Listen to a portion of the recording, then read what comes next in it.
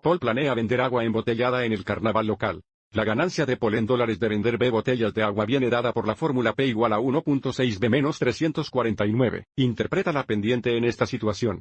Notamos que la ecuación o fórmula está en forma de pendiente intersección, que es la forma y es igual a mx más b, donde en esta forma el coeficiente de x es la pendiente, mientras que en nuestro caso la pendiente será el coeficiente de b, y la pendiente representa la tasa de cambio constante, que es el cambio en la salida dividido por el cambio en la entrada.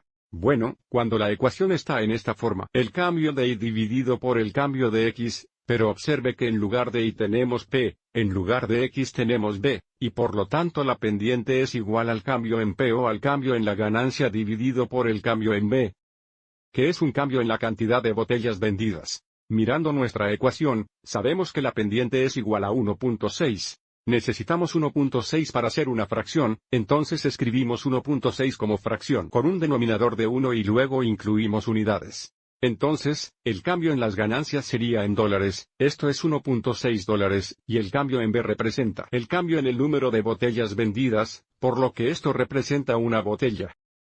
Y ahora, para interpretar la pendiente nos dice que la ganancia P aumenta en 1.6 dólares cada vez que B, el número de botellas vendidas, aumenta en 1. Entonces, el significado de la pendiente es que la ganancia está aumentando a una tasa de 1.6 dólares por botella. Per bottle.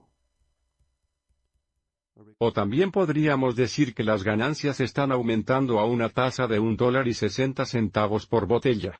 Espero que hayas encontrado esto útil.